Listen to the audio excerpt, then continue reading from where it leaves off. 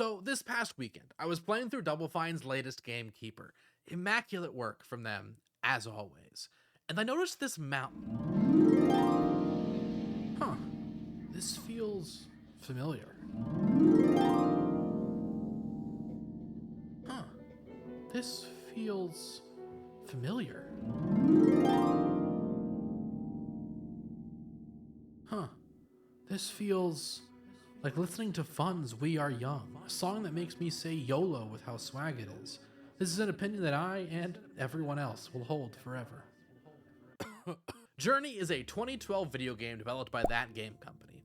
It was their follow-up to their previous game, Flower.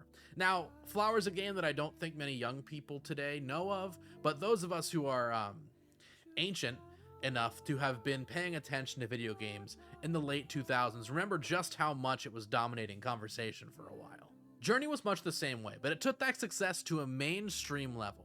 This game was a big deal.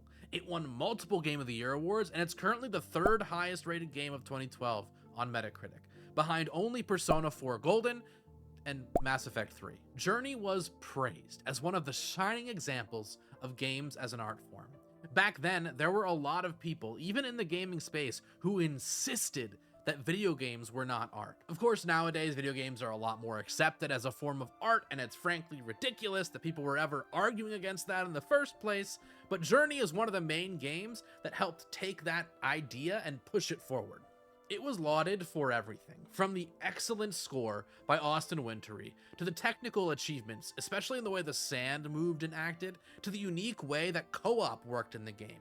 It saw players randomly run into each other, and they could just choose to hang out and travel through the game together, or go off on their own. And if they chose to hang out, they could only communicate through sounds in the game itself. There was no voice chat. It was really interesting and unique.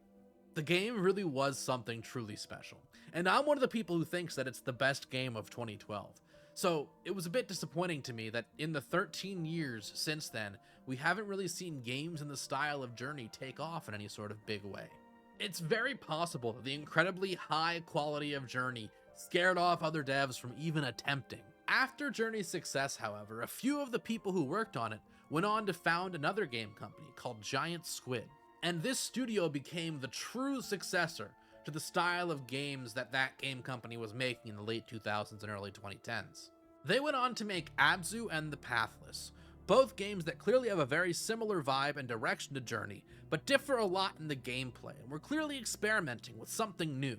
But this year, they released a game called Sword of the Sea, and when I played it, I was transported right back to my high school years playing Journey and being inspired as a gamer and an artist.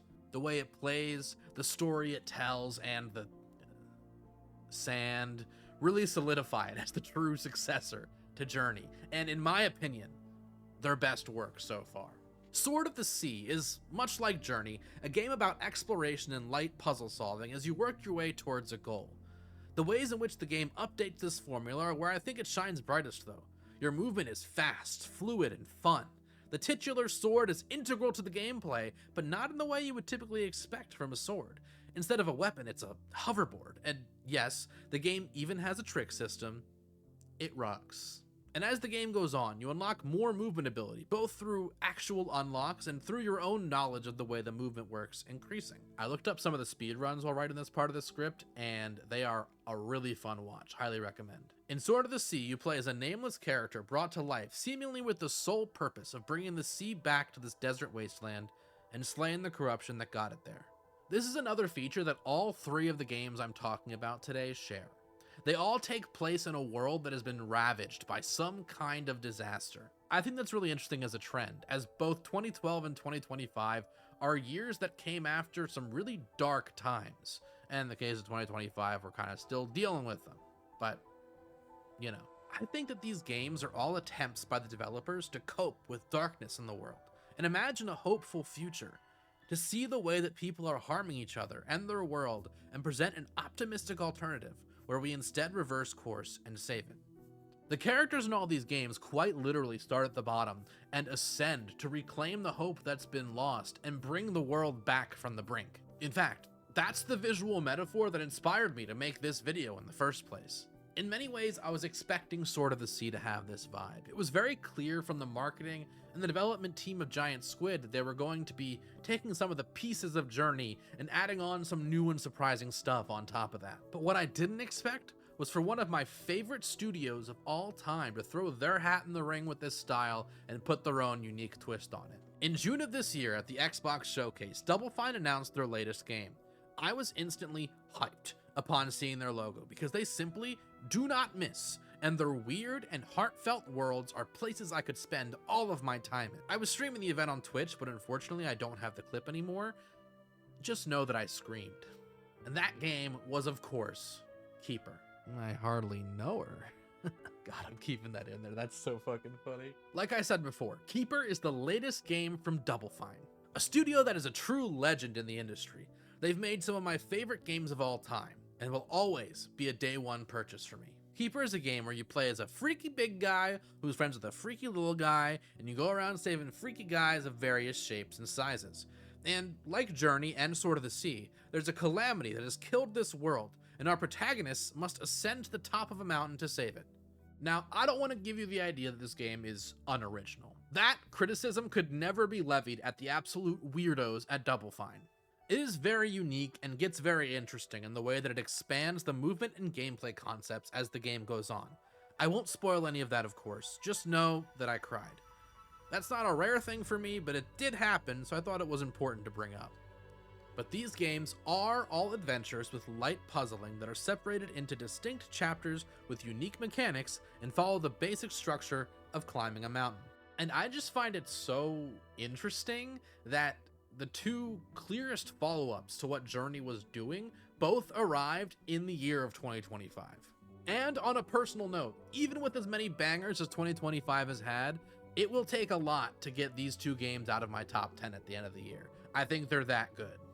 These two games, like other 2025 hits, Clair Obscur Expedition 33 and Hollow Knight Silksong, among others, really speak to the incredible artistic work that smaller teams and smaller budgets are accomplishing in today's world. You see, I lied a bit.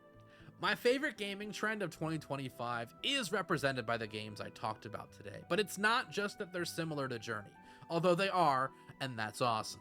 But really they're just part of the larger trend of small teams of passionate developers making games about finding hope in the darkest times. A message that clearly resonates with all of us. We've all been through so much these last few years, as have these developers who took those hardships and put it into their work. And this is why gaming is the most special art form in my mind. By playing these pieces created by these passionate artists, we're able to go on a healing journey with them in a way that's only possible in video games. And it's a journey that many of us went on 13 years ago. Thank you so much for watching this video. If you liked what you saw and you want to see more, please like this video and subscribe to the channel. And check out my last video, where I talk about how Hollow Knight Silksong can save the world. I'll catch you next time. Until then, keep thinking, keep feeling, and keep gaming.